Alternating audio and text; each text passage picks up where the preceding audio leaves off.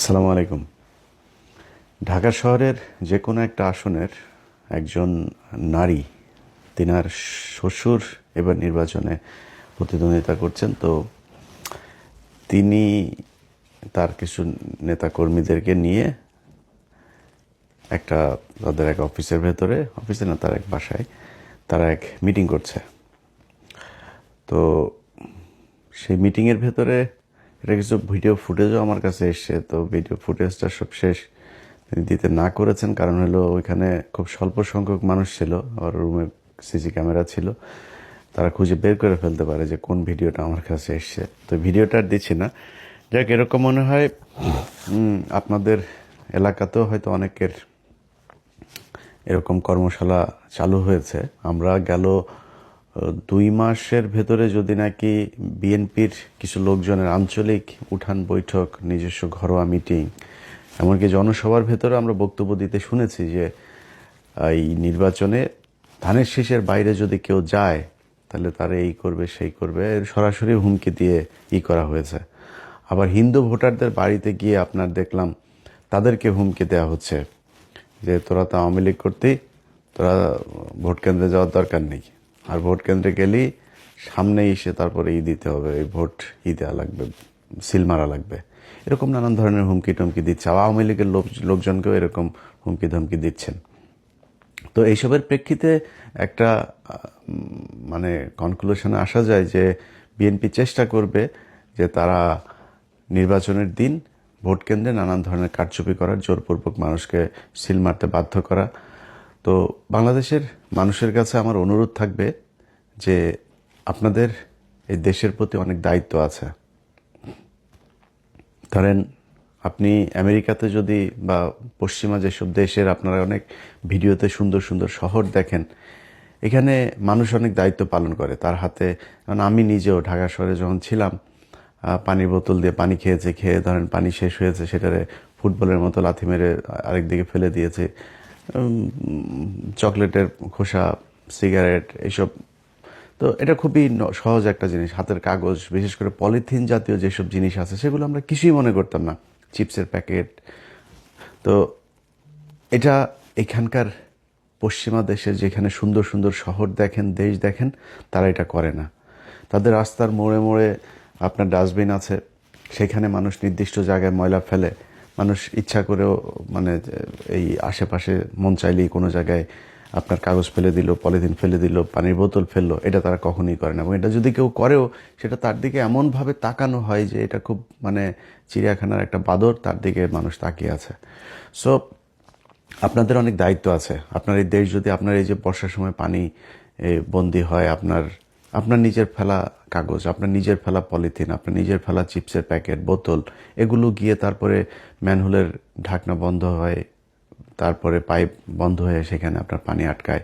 So এগুলো আপনাদের নিজেদের কিছু কাজ করতে হবে। এবার বাংলাদেশের একটা বিশেষ পরিস্থিতিতে এই নির্বাচনটা হচ্ছে। আপনারা যারা ভোটার আছেন তাদের সবাইকে ভোট দিতে যেতে হবে। অনেক কাজ থাকলেও আপনার কেউ যদি মনে করেন না আমি না গেলে সমস্যা কি, আরেকজন যাবে, আরেকজনও তো সেটা মনে করতে পারে যে সে না গেলে সমস্যা কি, আরেকজন যেতে পারে। সো এই এই জিনিসটা আপনারা করবেন না, সবাই ভোট দিতে যাবেন।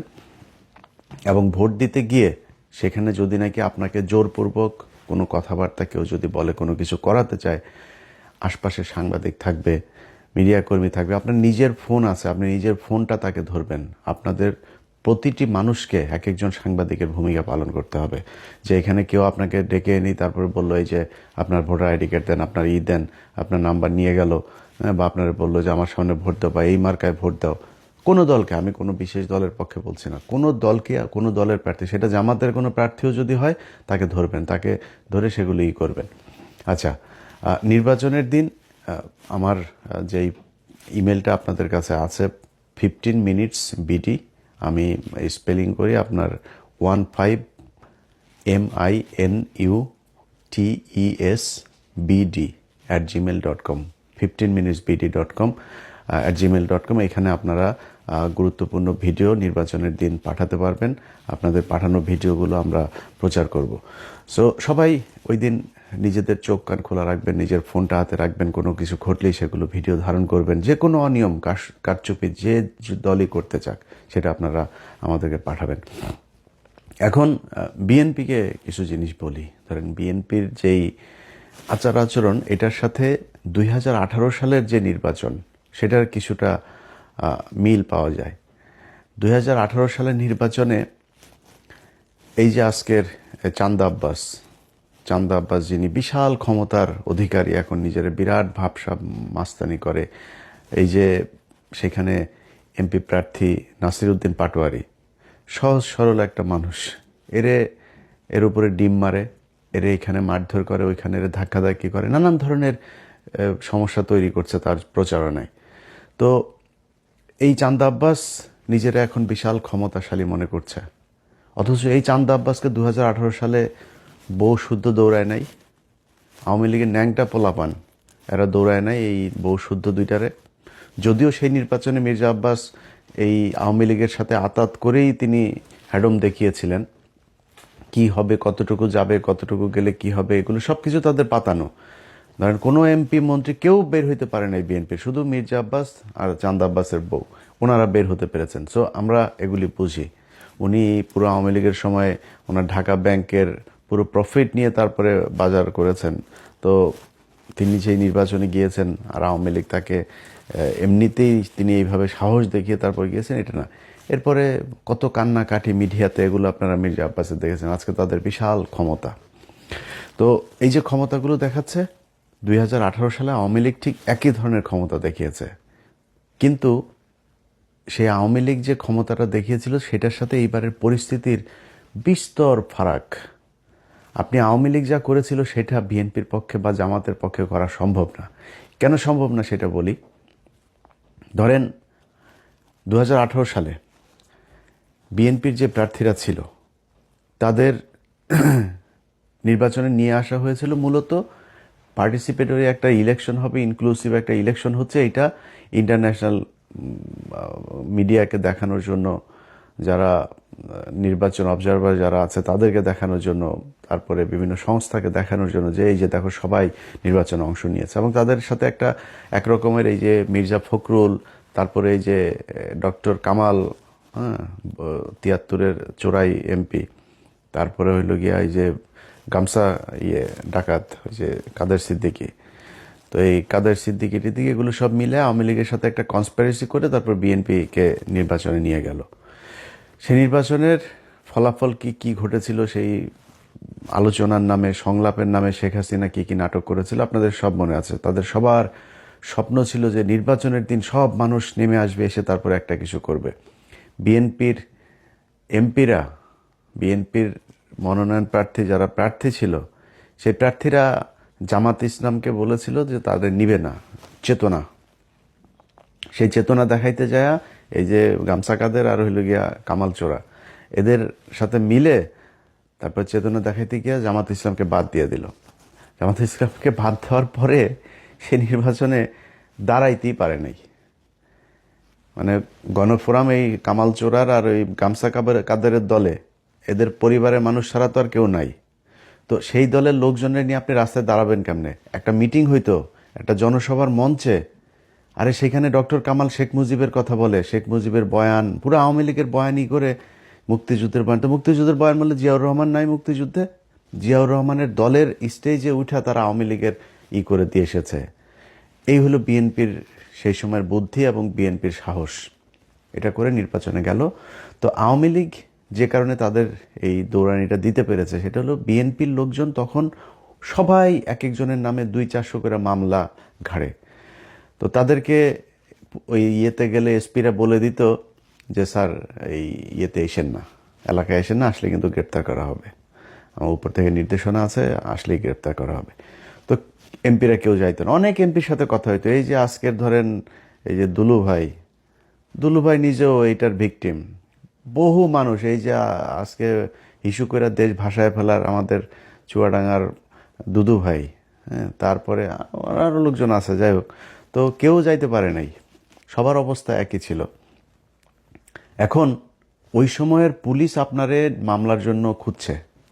ওই সময় আওয়ামী লীগ ভয়ঙ্কর রূপে, আপনি জানেন যে 18 আগে কি ছিল, পরেও আওয়ামী লীগে আসবে, মানে ক্ষীণ একটা আশা নিয়ে নির্বাচনে গিয়েছিল, যে কারণে আওয়ামী লীগ যে আবার আসবে, এবং আওয়ামী লীগের লোকজনও থ্রেট করছে যে নির্বাচনের পরে কিন্তু তোরে দেখাবো, কেলাবো ইচ্ছা মতো। তো এই ভয়ে তারা তো আর বের হইতে পারে নাই। এখন এবারের প্রেক্ষাপটটা আপনাদেরকে বলি।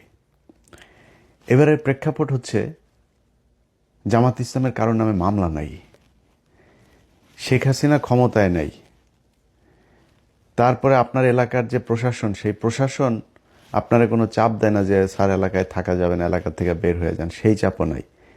সেনাবাহিনীর গুটি কয়েক তারা খুবই কোণঠাসা একটা পক্ষ ডিজিএফআই, তারা চাচ্ছে যে নির্বাচনে একটা কারচুপি করানোর জন্য।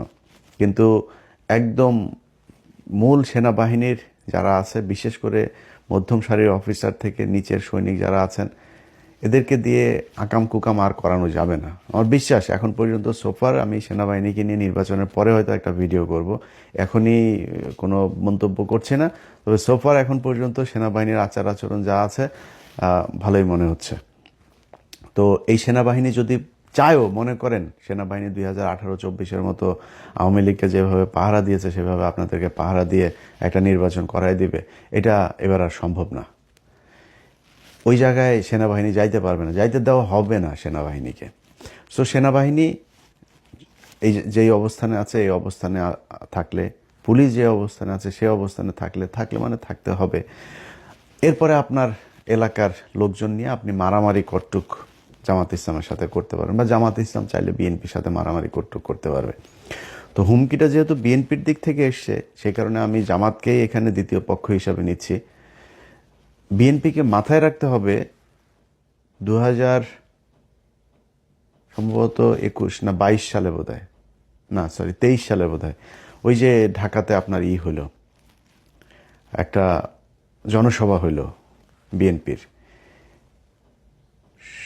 10ই ডিসেম্বরের যে জনসভা, সেই জনসভাতে বিএনপিরে নিয়া কিভাবে হাসিনা ফুটবলটা খেললো, এই যে হারুন, তারপরে বিপ্লব, এরা এইখানে দিবে না ওইখানে দিবে, শেষে নিয়ে গরুর হাটে দিয়েছে, মনে আছে আপনাদের? ডিসেম্বরের 10 তারিখে নিয়ে আপনার গরুর হাটে নিয়ে এরপরে তাদেরকে সেই মিটিং করাইলো।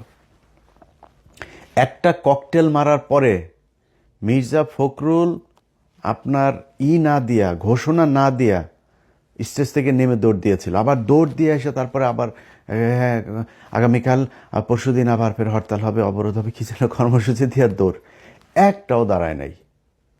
না দাঁড়ায় তো লাভ হয় নাই, সবার নামে কিন্তু মামলা ঠিকই হয়েছে। নিজেরা যায়া এই রাজারবাগ পুলিশ লাইন হাসপাতালে গিয়ে ভর্তি হয়েছে পুলিশ, ভর্তি হয়ে সেগুলো নিয়েও মামলা হয়েছে। রাজারবাগ থেকে আপনার এই আওয়ামী লীগের লোকজনের দিয়ে গোয়েন্দা সংস্থা বিচারপতির হামলা করলো, সেটার নিয়েও মামলা। সো এই যে মামলাগুলো খেয়েছেন, মামলা কিন্তু খেতে হয়েছে, কিন্তু কি হয়েছে, দৌড়ে তারপরে পালাইলেন, কিছু না করেই মামলা খেলেন। একটা ককটেল, তাও বহুত দূরে, মঞ্চের থেকে বহুত দূরে এক ককটেল ফুটার পরে সব জামা কাপড় জাঙ্গা টাঙ্গা খুলার দৌড়। এটা কিন্তু বিএনপি। এত ভাব মারার কিছু নাই, একটা বালুর ট্রাক সরাইতে পারেন নাই। খালেদা জিয়া যেদিন জেলে যায় সেই দিন 5 জন মানুষ রাস্তায় নামতে পারেন নাই।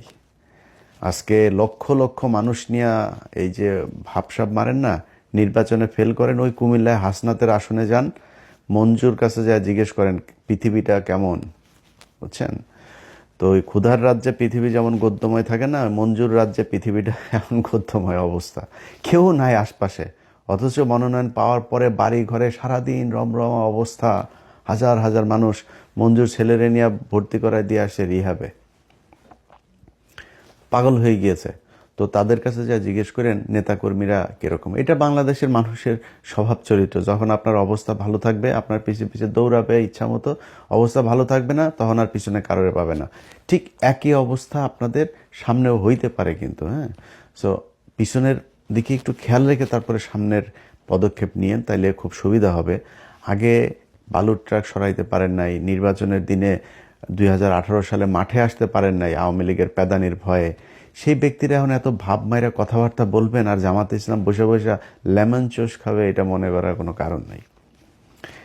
আওয়ামী লীগে এই জামাত ইসলামকে আপনার করতে হলে যেই পরিমাণের শক্তি আপনার প্রয়োজন ওই পরিমাণের শক্তি আপনার নাই। আপনাদের এইটার পরে জামাতের এক ক্যান্ডিডেটের সাথে কথা হচ্ছিল, দীর্ঘদিন জেল খেটেছেন সেই ক্যান্ডিডেট, তারপরেও তাদেরকে নোয়ানো যায়নি। তো আমি তারা বলার পরে ভাই আমার বলতেছে যে ইলিয়াস ভাই আপনি টেনশন করেন না, পাছার চামড়া লাল করে দেওয়া হবে এবার যদি ভোট কেন্দ্রে কেউ আকাম কুকাম করতে আসে। বহুত পরিকল্পনা নিয়ে তারপরে জামাত ইসলাম মাঠে আছে, তার সাথে সাধারণ মানুষ, সাংবাদিক, প্রশাসন সবাই আছে। এইখানে যায়া আকাম কুকাম করে তারপরে ভোট জোর করে নিয়ে চলে আসবেন এটা মনে করার কোনো কারণ নেই। এই চিন্তা থেকে বের হইয়া কি করা যায় সেই চিন্তা করেন, কেমনে জিতা যায়, অন্য কোনো রাস্তাঘাট যদি থাকে ওই দিক থেকে চিন্তা করে আসেন। এই এমনে জোর করে তারপরে করবেন এটা মনে করার কোনো কারণ নেই। আর সব শেষ প্রশাসনের ভাইদেরকে বলি, প্রশাসনের কিছু কিছু লোকজন এই আজকে দেখলাম যে সালাউদ্দিনের স্টেজে এক জজ সাহেব আপনার দাঁড়ায় আছে। আপনার তো এনে কাজ নেই ভাই, আকাম কুকাম জাউরামি আওয়ামী লীগের আমলে বহুত করছেন, আর জাউরামি করতে যায়েন না। এর বাইরে কিছু পুলিশের এসপি, কিছু ডিসি আছেন, যারা যারা মনে করছেন বিশেষ কোনো দল ক্ষমতায় চলে আসছে। আমরা কিন্তু এখনও ওইভাবে মাঠে নামি নেই। আমরা মাঠে নামবো 10 তারিখ রাত 10টায় আমরা একটা লাইভে আসবো, ডক্টর কনক সারোয়ার, তারপরে পিনাকি ভট্টাচার্য আর আমরা একটা লাইভে আসবো। আমরা 10 তারিখ থেকে ক্যাম্পেইন মূলত শুরু করবো। সো ক্যাম্পেইন কিন্তু এখনো শুরু করিনি। আপনাদের এই কয়দিন দেখলাম পরিস্থিতিটা কি, কোন দিকে যায়, কাদের কি অবস্থা, ওটা দেখে এখন নামছি আমরা। সো এখন যদি নাকি এই 10 তারিখের পর থেকে অলরেডি আপনারা মাঠে যারা আছেন তারা নিজেরাই বুঝেন কোন দিকে মানুষ কারে ভোট দিতে চাইতেছে। আমরা আর বলি না, অনেকে কাউকে 30টা দিয়েছে, কাউকে 280টা দিয়েছে। আমরা ওই ক্যালকুলেশনে এখন যাচ্ছি না, ক্যালকুলেশনে যাব, সময় আছে এখনো, এত তাড়াহুড়া করেন না। প্রশাসনের যারা মনে করছেন যে কেউ একজন ক্ষমতায় চলে আসে এটা মনে করে তারপরে লুঙ্গি ধরে পেছনে পেছনে পা চেটে পোঙা টোঙা চেটে তারপরে পেছনে পেছনে ঘুরছেন, এই পোঙা চাটা যেগুলি আপনার এই প্রশাসনের লোকজন আছেন তাদেরকে বলবো 5 তারিখে যে রেহাইটা পেয়েছেন না, এটা সামনের পরিস্থিতি যদি আসে তাহলে ওই রেহাইটা পাবেন না, এই আর সুযোগ আপনাদেরকে দেওয়া হবে না। ঠিক একইভাবে গণমাধ্যমের অনেক লোকজন আছেন, তাদের ভিতরেও যারা যারা কিনা বিশেষ বিশেষ দলের হয়ে তারপরে কাজ করার চেষ্টা করে যাচ্ছেন, তাদের আসল রূপ আমরা জানি কে কোন দিকের। সো তারা আমি বিশ্বাস করি যে একটু সাবধান হয়ে করবেন। রাস্তাঘাটের অবস্থা কি এটা আপনারা যেহেতু সাংবাদিকতা করেন আপনারা খুব ভালো করে জানেন মানুষ কাদেরকে ভোট দিতে চায়, কি করে। মানুষের কাছে জিজ্ঞেস করলে ভাই কোনো কথা নাই, মানুষের কাছে জিজ্ঞেস করলে কথা একটাই, ভাই আমরা এবার চাঁদাবাজে ভোট দিব না। আর এইটা বলার সাথে সাথে একটা দল বোঝা যায় যে ভোটটা আসলে কারে দিবে। সো ভোট কারে দিবে এটা আপনিও জানেন, আমিও জানি, আমরাও জানি। একটা নীরব বিপ্লব ঘটবে, এই দেশের মানুষ ভারতের বিরুদ্ধে রায় দিবে, চাঁদাবাজদের বিরুদ্ধে রায় দিবে, টেন্ডারবাজদের বিরুদ্ধে রায় দিবে, ধর্ষকদের বিরুদ্ধে রায় দিবে, হাদির হত্যাকারীদেরকে যারা সহায়তা করেছে, যারা হাদির বিপক্ষে দাঁড়িয়েছে তাদেরকে রায় দিবে, যারা জুলাই সনদের বিপক্ষে দাঁড়িয়েছে তাদের বিরুদ্ধে রায় দিবে, যারা ভারতের সাথে এই মিলেমিশে ভারতীয় যেসব হ্যাকার আছে তাদেরকে টাকা পয়সা দিয়ে একটা রাজনৈতিক দলের শীর্ষ ব্যক্তির টুইটার অ্যাকাউন্ট হ্যাক করায় তাদের বিরুদ্ধে বাংলাদেশের মানুষ রায় দেবে, এটা আমাদের বিশ্বাস। সবাই ভালো থাকবেন। যারা যারা সবশেষ আবারও বলি এই কেন্দ্র দখলের এই স্বপ্ন দোষ নিয়ে ঘুমাচ্ছেন তাদেরকে বলবো কাপড় চোপড় খুইলা সুন্দর করে ধুয়া টুয়া তারপরে পাক পবিত্র হইয়া এরপরে যায়েন, কেন্দ্রে যায়েন, তাহলে কিন্তু পাছা লাল করিয়া দিবে।